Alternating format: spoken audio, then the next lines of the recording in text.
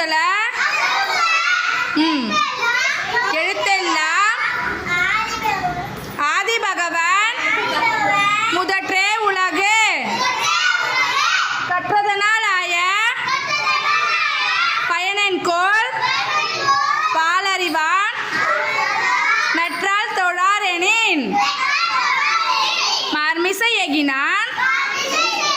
மானடி சேர்ந்தாருக்கு